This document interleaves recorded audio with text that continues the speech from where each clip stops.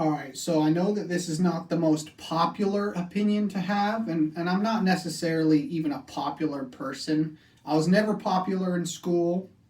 Um, I was more or less kind of between different friend groups, and it was more interesting to see how different groups value different things, and just learn and kind of sample each thing.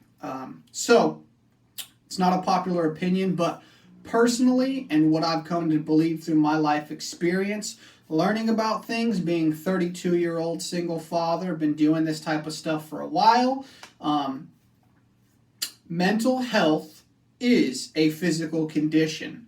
Now, when I say that, let me explain kind of my thinking process, coming to the conclusions that I've came to, because I have a broken spine.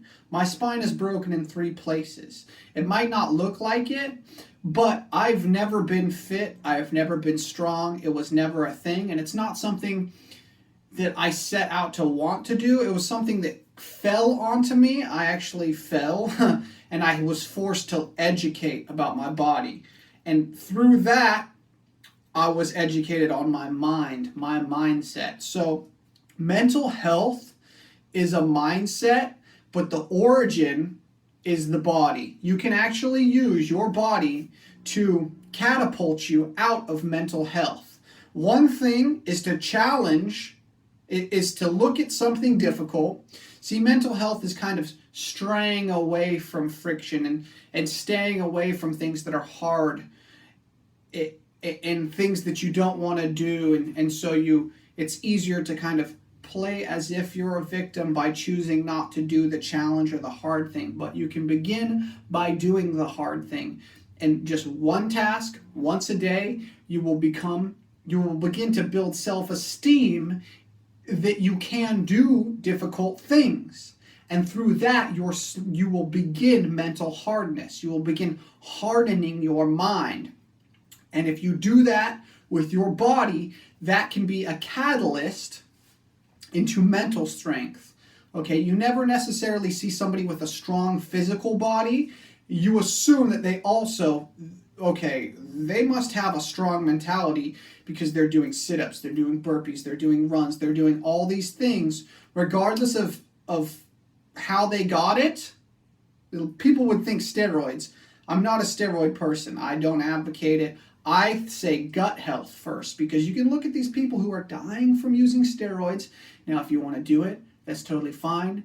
I've seen the outcome because I'm old enough. I know people who've done it, and they end up still having to go back after they're off of it and damage their gear. Okay? They have to learn about nutrition, about the gut microbiome, about the pancreas, about the liver, about the stomach, about the small intestine and the large intestine, the gut mucosal layer, the endocrine system, which is your hormone system. If you go for your hormone system, your endocrine system, and learn about that before you can learn about your nervous system, doing the 3 biggest electrolytes, sodium, potassium, magnesium, and you'll learn to cut carbs. You'll learn how to feel better once you remove those processed foods. Most of them are refined carbohydrates. Most everything comes from corn. We're even making we're making sugar out of corn. We have so much corn. One of the best things was somebody was like, dang, we can make something sweet out of all this corn. And they were like, that's cheap, that's great, let's put high fructose in everything. And that's okay. But through physical challenging every day, small little physical challenge, and try to push it a little bit further each time, you will begin to fortify mental hardness and mental strength. If you choose to believe you have a condition or you have a thing, whether it's true or not, you can choose to believe it's true, you can choose to believe it's not. I was never supposed to walk again. I was born with asthma. My son was supposed to be blind, deaf, and handicapped.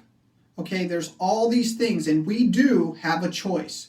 Nobody can make you think something. They can lock you up, they can put you in Auschwitz, and in the past, there's books on people who've been through those scenarios, but nobody can force you to choose to think something you don't want to think.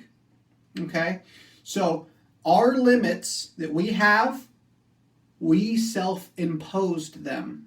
We put them on ourselves as a limit, thinking, well, I've never seen those results, so for me, it must be impossible. Okay? And over time, we've taken those in and believed them in our paradigm.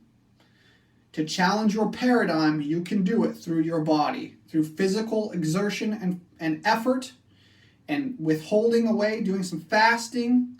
Your human growth hormone will spike, and you will begin to metabolize fat off your body. The body is a catalyst to the mind. Okay? It's not the brain. The mind is not above the body. The body is above the mind, okay?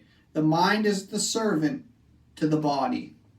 You're in control of your mind, and then your body will show the results, okay? Peace.